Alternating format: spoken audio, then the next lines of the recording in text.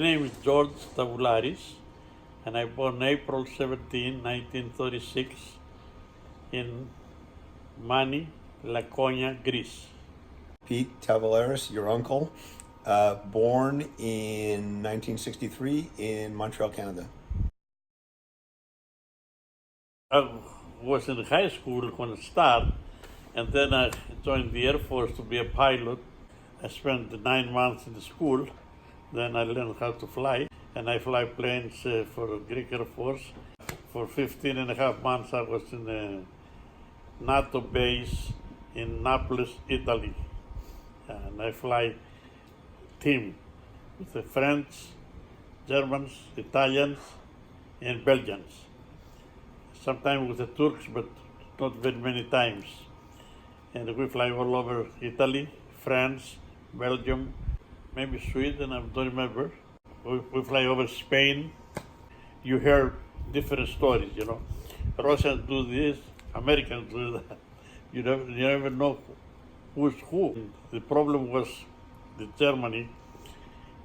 When the war ends, the Allies beat German. Berlin was the capital of the country.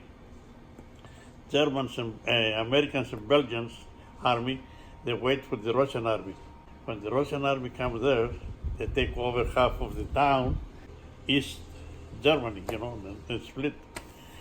I remember the man who was mayor in Berlin, Billy Brown. He was a very tough man, you know. He had to argue with the Russians every day. There was a road for the West Berlins to go to West Germany, in one side and the other, the Russian army. So it was very hard, difficult, you know. The only way the West Germany can communicate with the people in West Berlin only by flying. And before they fly, they have to report to the Russians, you know. It was all over, every day, different story. Most maybe was not truth, but people was make stories, you know. We read out, you know, oh, the Russians bad people, oh, the Americans do this, you know, different. But anyway. Well, the Cold War was from the late 1940s after World War II ended, and it kind of went until like the late 1980s when the Soviet Union fell apart. The Berlin Wall ended up going down. I think it was 1989. So in those years, from the late 40s to the late 80s, there was a real tension in the world. Winston Churchill made a famous comment when he saw the communists kind of taking over Eastern Europe. He said, "An iron curtain has descended over Europe." Now that was a figment. It wasn't a real curtain, but it was like that. It was like the two sides were separated. And the Cold War, of course, meant that it wasn't real bombs going off, but it was more of tension and competition with each other, trying to convince the rest of the world to be on their side and try to build up weapons against each other. But neither side really fought a giant war, a physical war. I teach mostly U.S. history, 11th grade at Orange High School. Do you remember when it ended? I do remember. I was, it was 1989 or around the late 80s. And Reagan had the famous thing where he went to the Berlin Wall and asked Gorbachev from the Soviet Union to tear down the wall. He kind of challenged him. He said, you say you like peace. But Gorbachev was a different kind of leader. The previous leaders before that would snarl. They wouldn't smile. They wouldn't, it was like tough. They wanted to show a tough face. And then, of course, the U.S. president would always try to be tough. And then Gorbachev came along and he seemed more like a Western. I remember a story, I think it's true, where Gorbachev and Reagan were flying on a helicopter, I think Marine One, and they flew over some houses in Northern Virginia, and Gorbachev said, "What's that?" Reagan said, "Houses." And he said, "Well, who do they belong to?" Because they were a nice big house, nice neighborhood. And Reagan said, "I don't know." Why? And Gorbachev said, "Why? There must be somebody important to live in those big." But there's a lot of houses like that here in America. There's a lot of people that can afford, big houses. And Gorbachev just assumed it must be somebody really important to be able to live there. I think he saw the wealth of the United States and thought, our way isn't working so well. These guys have all this money. Maybe there's a better way. It took a lot to admit that. Well, he didn't really say it, but it took a lot to change your way. when the old way was like, both sides were saying our way is the best way. No, I mean we read here and there, but you see what happens when the war ends. They find in Germany factories. The German was ready to produce the first jet. Before that, it was only propeller planes. And if Germany was ready almost to produce, maybe Germany was going to win the war. After that was no trust between the Russians and Americans and the Europeans, and half of the Europe was with the Russians. They was trying to find something to scare each other. They produced this nuclear bombs. I have a better one, and then the other guy come out. I have a better one. I have a bigger bomb. All this was for poor people to suffer. I'm serious. They was talking tough to each other, but there was no ready to fight each other. The only thing they was trying to draw more people to their side, but people don't understand. I didn't understand back then, but after I grow up and I see the world, I said, yeah, this is a big game of them. When I was a kid here in the United States, I remember we used to have the duck and cover when I was really young. And that's where they would ring a bell and everybody would get under their desk and kind of cover their head. Or we go out into the hallway and you'd cover your head. We used to kind of laugh or be thinking about how is ducking under your desk going to help you if a nuclear bomb explodes? At least some brick won't kill you, but the radiation might. Economic was very bad. Money in few countries, it was not good, like Greece. When the Germans invade Greece, they want the Greek government to borrow money and give to the Germans, and they never repay. And then they destroy villages, they kill people, they never pay anybody. And they did that to many countries, like France, but not Italy. Italy was a Mussolini who was friend with Hitler. In Greece, we have another problem. We have the communists try to take over the government. They don't have the sources to buy guns and train in army. The police in Athens, who they fighting, almost fell the whole country to the communists, except the square of Syntagma, the central square of Athens. 42 police officers, they keep that place free. Other people go with them and they start beating the communists and survive. In south, where I come from, we have people in the villages around, they don't like us because we were conservatives. They wanted to kill us. They was yelling outside our homes, "We're gonna kill you, bastard!" We were young, little ones, we were shaking. Then one night, about 2 o'clock in the morning, they ring the bell in the church. What's going on? Get out of your houses! The Germans coming! There was a trick to take us out so that they can kill us. But we survived anyway. And that's why I'm here today. Yeah, 100%. I'm born in a conservative family. And that's why I tell you before, when the communists take over the villages around, they want to kill us because we were patriots. You have to be patriot in the country where you live and grow family. People, they think they do the right thing, but they're wrong 100% when they don't love the country they live. Δεν αγαπάς το σπίτι σου, θα πέσει να σε πλακώσει. If you don't love your house, it's going to fall on your head someday. Same way with the country. If you don't like your country, then you trade it. Someday you're going to pay for it. Yes. I love me America. Love me some America. You? I love it because you're my kukla. You can have a good friends, Russian people, but not Turks. I didn't know I loved Russians so much till I met you and Daria. Russians are great people, and they're kind of similar to Greeks in a lot of ways in their culture. So it's not like a big change for us.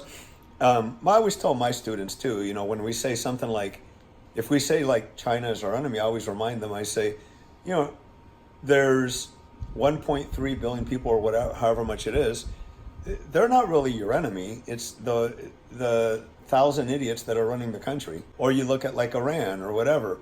I've met many people who've come from Iran who are just fantastic and really neat people. So you think, well, how come we can't get along with Iran? Well, it's just a few people who have crazy ideas, and that's what happens. So I think if you think about it, most of the people in the world would actually get along with each other if they could. But it's always people that run the show that don't always want that to happen. You see, the people that run countries, they have their own agenda sometimes, you know, and you can't always blame the people of that country. Now, a lot of people blame German citizens not for doing horrible things, but for not standing up against horrible things. Most Germans weren't running around doing bad things to Jews or whatever, but why a lot of people have given Germany a lot of grief is they say, you should have done something. And the Nuremberg trials after World War II, when they put all those Nazi soldiers on trial, people that were running the trials couldn't believe, you know, how could you do things? How could you stand by? And almost all of them gave the same answer. I was afraid to ignore orders. They have a point. If you ignore Hitler's orders, it's usually not good for your health, right? Something bad's going to happen to you. But a lot of those Nuremberg people that got put to death in the trials, like SS guards that put people in the ovens or did horrible things, even until they died, they kept saying, you don't understand, I was afraid. And they didn't, in the trials, they didn't buy that excuse. They said, you should have a conscience to do something. But that's a scary position to be in. If you do what Hitler says, you're a criminal. If you don't do what Hitler says, you're probably going to die too. When you have totalitarian people running a country, which means they have total power, like Hitler, he does whatever he wants. There's no court. Like Hitler says, I want you put to death, and the Supreme Court of Germany goes, no, there's no court when you have a dictator. The court just says whatever the dictator says. Yeah, Hitler's right. See ya. He could not bear to think that he would be captured by us or Russians, or because we were on the same team with the Russians at that time, or British. Too much ego. Like he did, and he knew that if we all caught him and parade him in front with handcuffs, everybody would be cheering. He didn't want to face that. His ego was too big, so he planned suicide. Rather than give us the satisfaction of catching him, he said his attitude was, I won't give you the satisfaction. Like, when you find me, I'll be dead already. The Russians to this day claim they have his brain in a jar, but a lot of people don't believe that because Hitler took a poison pill. His new wife, who he just married before they got captured, Eva Braun, his girlfriend, took a poison pill. They both took a poison pill. Hitler wanted to be extra sure the pill worked, so he shot himself in the head. And he gave instructions to burn his body on top. So 3 things. So a lot of people question the Russians. They're like, well, I mean, how do you have his brain if when they got there, they basically found his charred remains? Germany was ahead of America and Russia in rocket science. If Germany had never fallen, they would have been probably the first country to get nuclear weapons. They were ahead of everybody. And NASA, how America got to the moon first, a lot of it was German scientists. And Einstein, you know, he came before the end of the war. This is how stupid Hitler was, and this is how stupid racism is. You have maybe the smartest guy who ever lived, and you don't like him because he's a Jew. So you're okay with him leaving, and he comes over here, and we're like, yes, please, you know. And Einstein was a pacifist, kind of like a hippie. He didn't believe in war. He was one of those guys that would wear a peace sign. And yet he wrote a letter to Franklin Roosevelt, our president, and he said, you should work on a nuclear weapon. The reason is he told him, he goes, look, this is during the war, Germany's already working on it. So if you just sit there and don't do anything, pretty soon Germany's going to have it and you're not. So he wasn't saying, I like nuclear weapons, you should get one and bomb people. He was saying, so it's like a Western duel. Let's say somebody challenges you to a duel at high noon, and you know that he has a gun. And you say, well, I don't have a gun, I'll just go out there and see what happens. Well, he wasn't saying, like, I like duels. He was saying, do you want to not have a gun when the other side has a gun? So that was his logic. It was very logical. He didn't believe in it, but he saw that you can't live in a make-believe world and pretend like it's going to be okay if I don't have it. America started working on it, then eventually the war ended, and all these German scientists came over and, you know, helped America get the bomb first. You know what split the world? Money and the power Old Greek said, many people, they ignore the money but know the power. Everybody wants to have a power. That's why we have enemies all over. We don't see the people like brothers and sisters. We see the people like we better than them. And maybe it's going to be forever like that. Except if the Russians take over. In the world, we have many enemies. And like I said, a lot of times our enemies are governments. I tell my students all the time, if you could go to Iran and meet teenagers your age, kids that are in high school, most of them want to be you. They want to go skiing. They want to go to the mall. They want to drink Pepsi. They want to have an iPad. They want to go to the dance. If you could show them how American kids live, which they kind of know already, and you say, what do you think of that? They'll be like, well, I want to do that too. They're not going to sit there and tell you, like, I want to kill the American. They like how you get to live, how you teenagers get to live, and they would like to live like that. Iran is one of the youngest countries in the world, average age. So you got a ton of people in their teens and early 20s. And what do people in their teens and early 20s want to do? They want to live and have fun. But they got these crazy kooks telling them you can't go to a dance, you can't show your skin, you can't do... And they're annoyed. But the problem is, do you want to stand up to the crazies? When the crazies run the world and you challenge them, a lot of times it doesn't work out good for you. That's why America's special. There's a lot of countries where bad, crazy people run the world, kind of like America at one time. And to get freedom and to get yourself a good life, sometimes might cost you your life to get it. Because people that want to have power over you, they don't want to let it go. If you say to them, give me power, give me freedom of speech, leave me alone, they're just going to look at you and go, let me load my gun. They're not trying to give you power. In most of the world, what made America special is America fought. Americans stood up without even a real army and took on the superpower of the world to get their freedom. That's how bad they wanted it. They took on Britain back then was like what America is now. Nobody could believe that America could stand up to Britain back then. It wasn't like America wasn't like it is now. When people started hearing that, they're like, are they crazy? Britain's no joke. You know, Britain doesn't take kindly the Declaration of Independence. They signed their names. One guy traced his name over and over and made it very bold. John Hancock. I used to look at that when I was younger. I was like, he's kind of cocky. Like, why do you keep tracing it? So his name sticks out. He wasn't trying to show off. When those people all signed their names to that document, they all knew that they were going to put a target on their back, that Britain was going to read those names and go looking for them. When they all signed their names, they knew that they were signing a death warrant. Like, Britain was going to look at those names and go, where are these fools? That's why my favorite story is when they all signed it and they all took turns, when it was everybody's turn, everybody else would stare at you to see if you're going to do it. And then it was like a somber moment, saying, Thomas Jefferson signed it, and then they passed it. And when it got to everybody stared at them. When it was done, one of the funniest people of all time was Benjamin Franklin. It was a very calm moment. Everybody realized what they just did. And everybody's just looking at each other. Nobody knew what to say. And Benjamin Franklin said this. He said, well, gentlemen, certainly now we must all hang together, like be tight, because each one of us will hang separately. He was trying to make a joke, but he was also saying what was all in all their brains, like, what did we just do?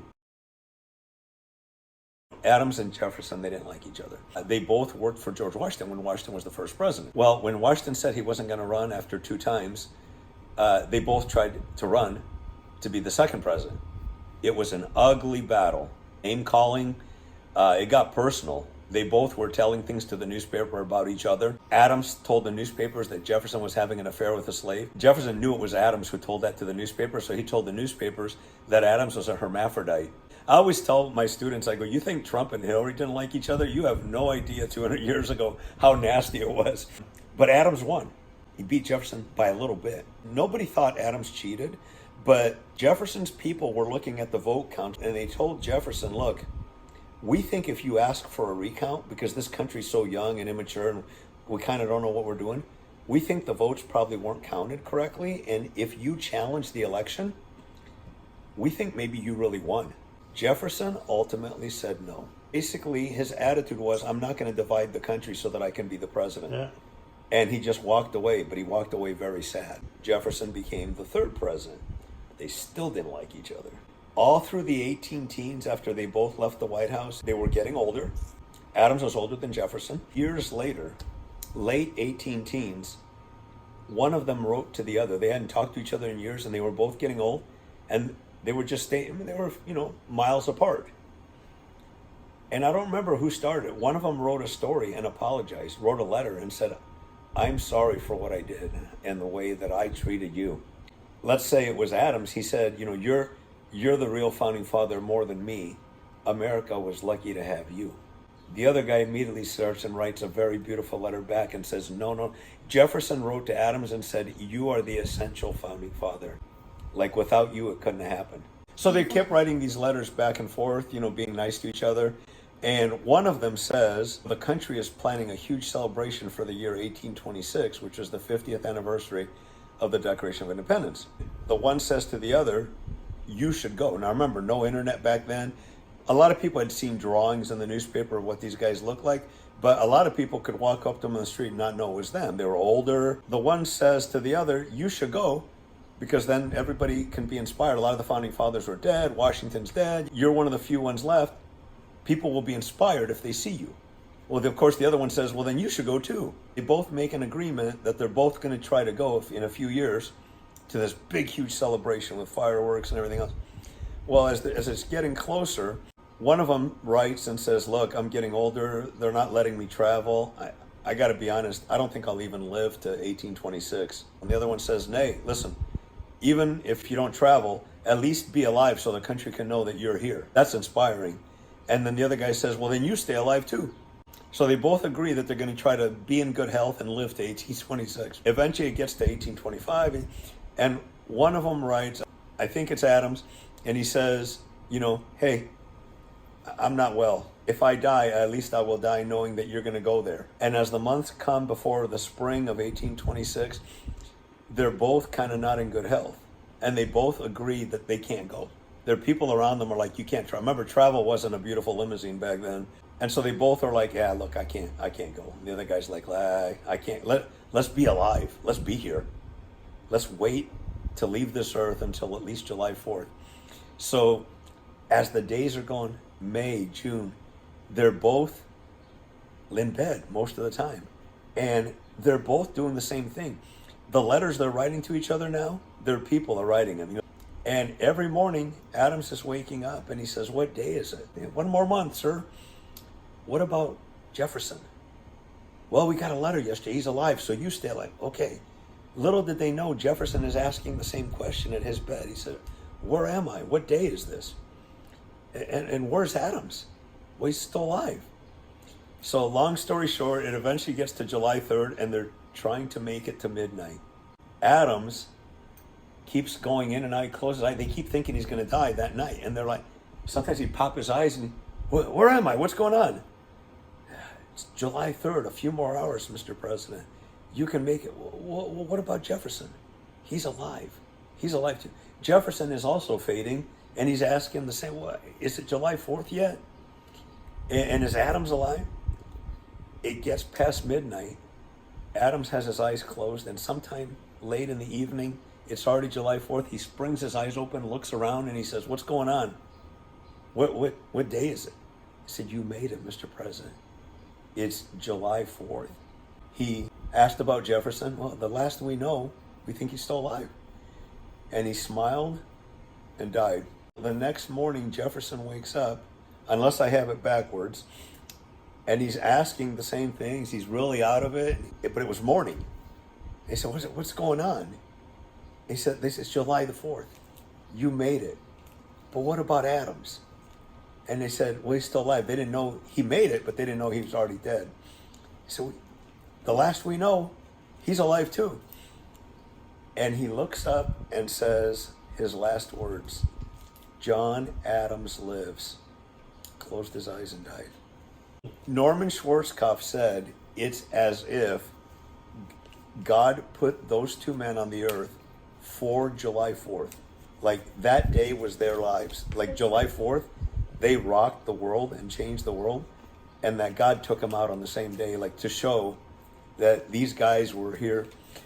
Jefferson and Adams both believed Washington had to exist to win the revolution. They didn't believe anybody else could lead the Revolutionary Army besides Washington. Adams believed nobody could have written the Declaration of Independence besides Jefferson. Jefferson believed Adams was the essential founding father. They all believed that the father of the Constitution was Madison. So it's like all of them had this gift that they brought to the table that made them all essential. There's a lot of people that they think that God's hand was in it because all these people dropped on the earth in this time that were needed to be there. Like without one of them, we could have been in trouble. Without any one of those guys. They were equal or enemy. The world, equal or enemies? The world may never know.